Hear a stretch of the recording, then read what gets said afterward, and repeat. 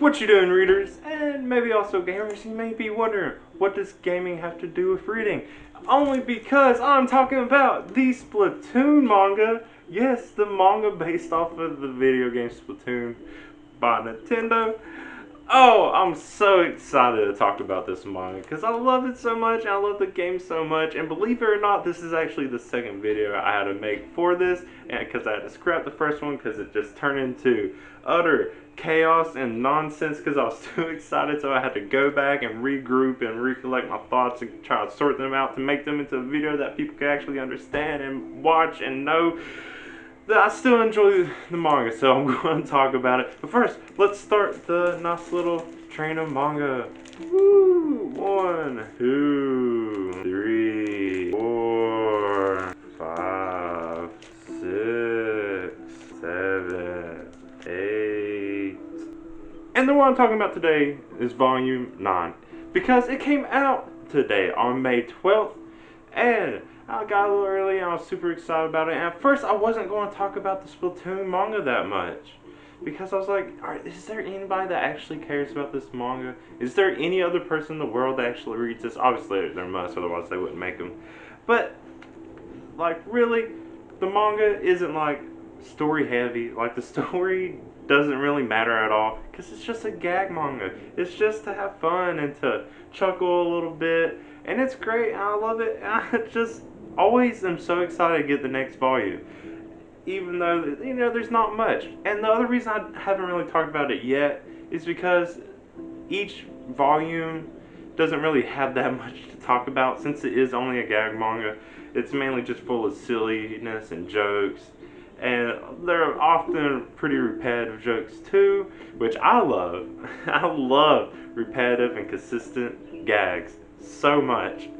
But now that there's 9 volumes out, I was like, oh man, I'm too excited to hold back anymore. I want to talk about it. So overall, what the series is about is, you know, a team of Inklings competing in turf wars. The main protagonist team is Team Blue, and a lot of the teams are named after colors, at least in the beginning, and then a lot of the Inklings and other characters are named after clothes they wear. So like on Team Blue, we have the main protagonist, Goggles, then headphones, bobble hat, and specs. All stuff they wear. And Goggles, he's a funny one. He's just weird. He's so goofy. He does all this for fun, but they're not a great team. But of course they win because they're the main protagonist team. They just do such silly stuff during their turf war battles, and it doesn't even make sense how they win even after doing all this stuff. Maybe they're just weird enough or ridiculous enough, like they say in the manga, that they throw the others off their game.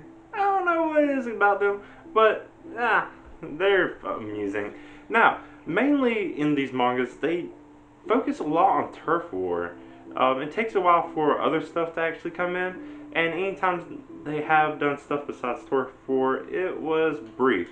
Like, they eventually went to Aku Valley, but it was super short. They eventually go and do a salmon run, which was super short. The only thing that had any link to it is they finally go and explore the Octo expansion, where they go into Deep Sea Metro, and eventually throughout that story they befriend some Octolings. Now, another thing that happened most recently is they finally beat the king of the turf wars, who was the Team Emperor. You know, not a color named team, but whatever. Actually, wait, color, not like color gangs. Ignore that. So, the reason I bring that up is because actually getting to the 9th volume, they finally move into rank battles, which is weird. It took them so long to get to rank battles, which has been in the games for a while. But the leader of Team Emperor joins Team Blue. He replaced Specs because he gets hurt, and then Team Emperor joins them. So now it's Team Blueper. I don't know. But now there's a king of rank battles. They're Team X. They go super hardcore, and they look down on anyone who's not rank X, which is, I guess, everyone but them. I don't know. I'm not even rank X in the game, so I guess I'm not that good either. But it was nice to finally get to ranked battles. And in this volume, for now, in the tournament they're doing, they've done a preliminary battle with tower control, and then they went through their first round, which was Clan Blitz. both of which I'm great at. I mean, I'm just great at the game, I think. But Clan Blitz especially is one of their newer modes in the game. Weird that they got to it first. And they kind of showcase Team X just being, in charge, being the best. But we also get to see all the other past teams come in and be part of what's going on. And it's nice.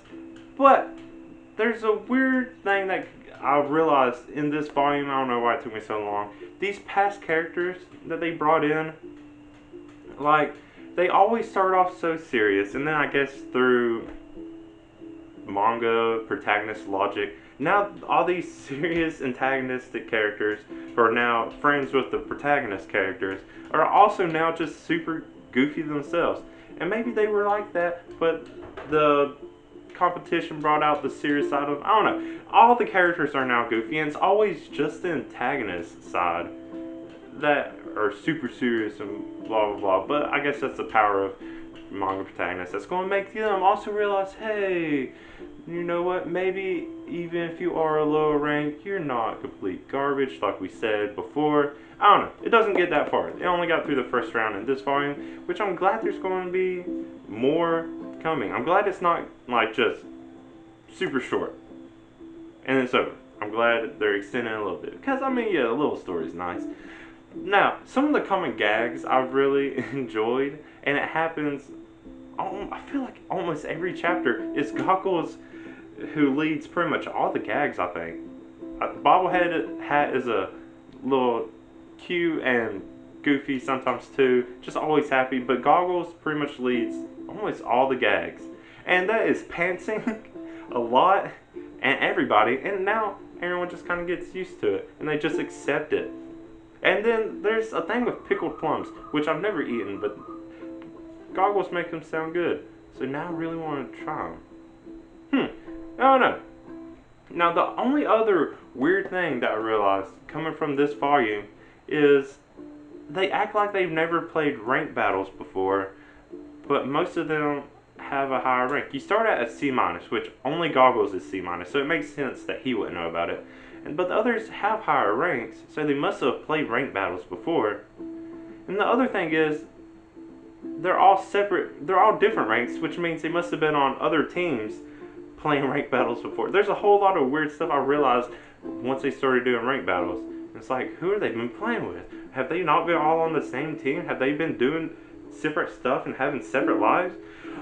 Mind-boggling. But, no. It's just the silliness that is Splatoon and the manga. Now, if there was a serious version of this manga, it would actually be pretty cool. It's just it wouldn't fit with there being like Inklings, these little squid kids running around doing serious stuff. I guess it had to be goofy. But what do you think? Have you read Splatoon manga? Is there anyone else out there watching this that has actually read this manga too? Because I love it. I want to connect with other people that love it. If you have comment in my comments, and if you like what I'm saying about it, go ahead and like this video. But if you want to see me talk more about stuff I read, manga or otherwise, go ahead and subscribe to my channel. You can see when all that happens. But until then, thank you for watching.